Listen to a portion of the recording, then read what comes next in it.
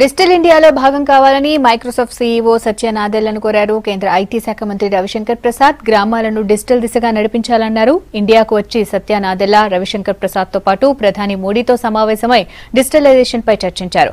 నీతి ఆయోగ్ సమావేశంలోనూ పాల్గొన్నారు. ప్రధానమంత్రి నరేంద్ర మోడీని కలిశారు మైక్రోసాఫ్ట్ సీఈఓ సత్య నాదెళ్ల. భారత పర్యటనలో ఉన్న నాదెళ్ల ఢిల్లీలో ప్రధాని, ఐటీ శాఖ మంత్రి రవిశంకర్ ప్రసాద్లతో సమావేశమయ్యారు. గ్రామీణ ఆరోగ్య, విద్యా రంగాల్లో సాంకేతిక పరిజ్ఞానాన్ని ఉపయోగించుకునేందుకు మైక్రోసాఫ్ట్ కంపెనీ తలపెట్టిన డిజిటల్ ఇంక్లూజన్ కార్యక్రమంపై చర్చించారు.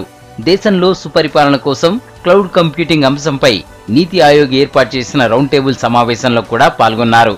క్లౌడ్ కంప్యూటింగ్ తో పాటు పలు ఇతర అంశాలపైన సీనియర్ అధికారుల సందేహాలకు ఆయన సమాధానాలిచ్చారని నీతి ఆయోగ్ ట్వీట్ చేసింది.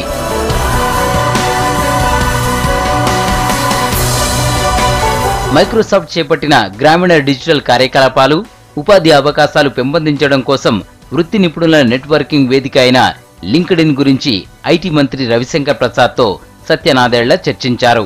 సత్య నాదెళ్లతో తన సమావేశం సక్సెస్ అయిందని రవిశంకర్ ప్రసాద్ తెలిపారు.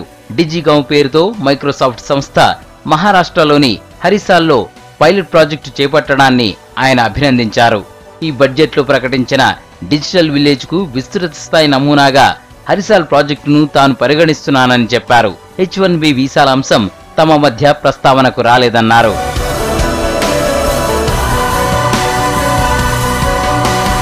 మరోవైపు 26 మంది అమెరికన్ కాంగ్రెస్ ప్రతినిధులు మోడీ, రవిశంకర్ ప్రసాద్లతో సమావేశమయ్యారు. H1B వీసాల విషయంలో సమతుల్యం, దూరదృష్టితో ఆలోచించాలని మోడీ అమెరికాకు విజ్ఞప్తి చేశారు. H1B వీసాలపై అమెరికా అధ్యక్షుడు డొనాల్డ్ ట్రంప్ ఆంక్షలు విధిస్తూ తీసుకున్న నిర్ణయం అనేక మంది భారతీయులకు ఇబ్బందికరంగా మారింది. ఆ అంశాన్ని కాంగ్రెస్ ప్రతినిధులతో చర్చించారు మోడీ.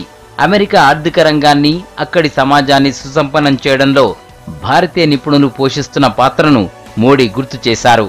ట్రంప్ తనతో మాట్లాడినప్పుడు భారత్, అమెరికా సంబంధాలను మరింత మెరుగుపరుచుకునేందుకు కట్టుబడి ఉండాలని నిర్ణయించుకున్న విషయం గుర్తు చేశారు.